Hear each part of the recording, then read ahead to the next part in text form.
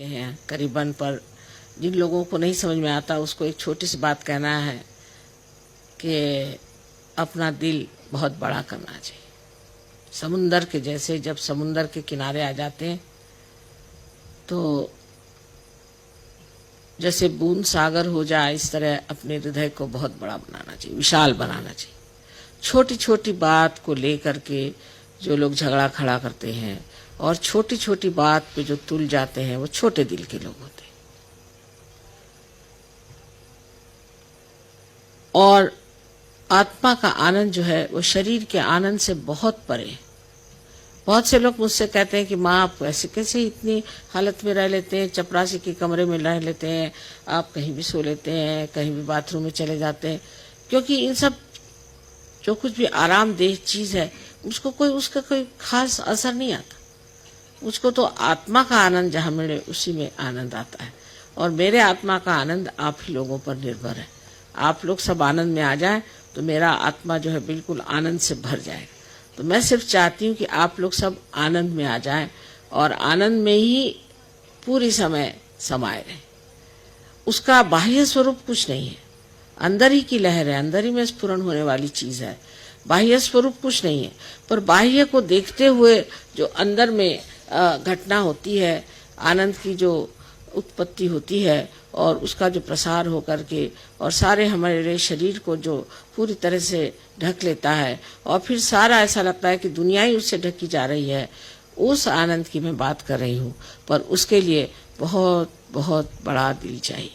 सब लोगों को दिल बहुत बड़ा करना चाहिए और अपने को इसमें ढाल लेना चाहिए कि जो आनंद परमात्मा ने आपके लिए बनाया है वो आप खूब मौज से पी सकें, उसका आनंद उठा सकें और उसमें रम सकें। ये एक बड़ी भारी बात नहीं है सजयोगियों के लिए, क्योंकि अगर आपको मुझसे प्यार है तो आप जानती मेरा सागर जैसा प्यार है। तो मैं इसको आप प्यार करते हैं, मुझे अगर आपको हृदय में बिठाना है तो आपको भी सागर जैसे होना पड़ेगा।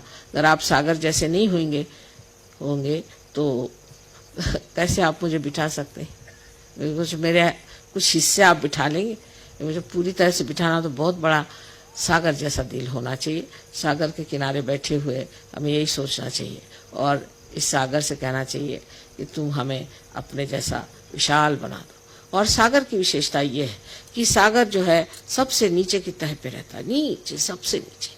इसे नीचे कोई चीज नहीं होती, सागर सबसे नीचे तह पे रहता है और सारी दुनिया भर की नदियां आकर उसमें उतर जाती है।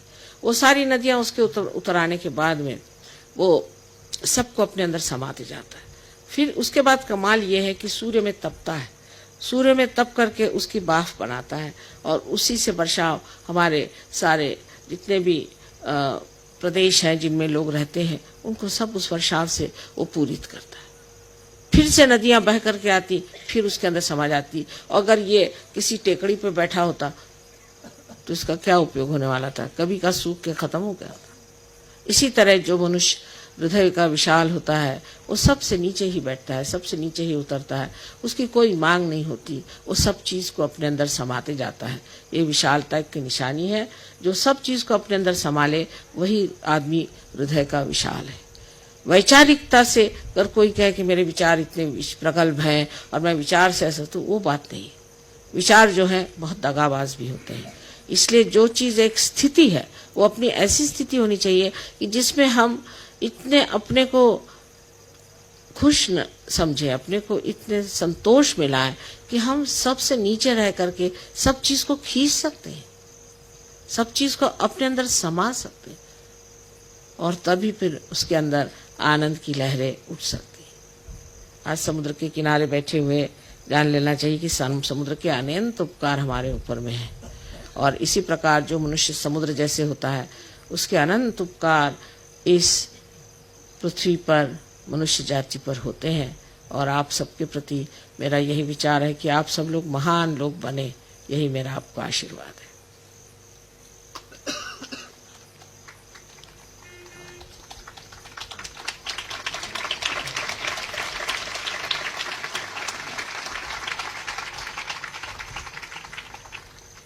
आता म्हणा म्युझिक तर तुमचं मी तिकडे बसते.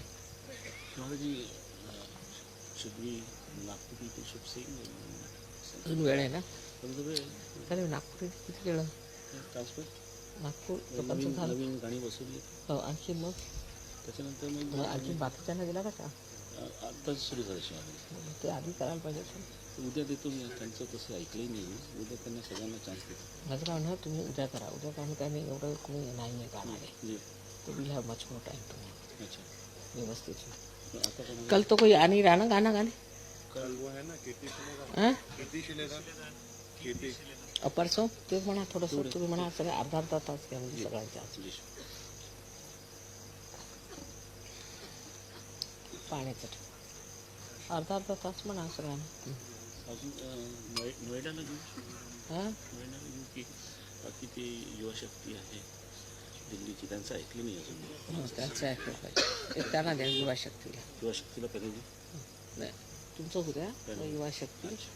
तर माझं म्हणणं त्यांना पहिल्यांदा युवा शक्तीचं तुमचं त्याची क्वालिटी तुमची फार बरी आहे ना. जी युवाशक्ती. किती वाजले? 8 वाजता. किंवा आज आमचं राहू देशमध्ये हां उद्या व्यवस्थित सकाळ असतं तुमचंच ठेवा.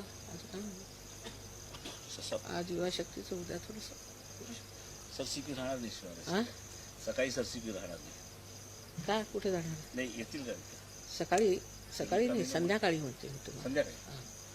तो संध्याकाळी कीर्ती शिलेदार आहे शिवाय. हां संध्याकाळी कीर्ती शिलेदार आहे. मग सकाळी आपण 7 वाजता बसू. उद्याला एवढं काम राहणार नाही. 6 वाजता बसू. कारण असं आहे आता तिचं गाणं म्हणजे हेवीच गाणं होणार, क्लासिकलच होणार आहे की नाही. म्हणून आता थोडंसं फोक असं होईल.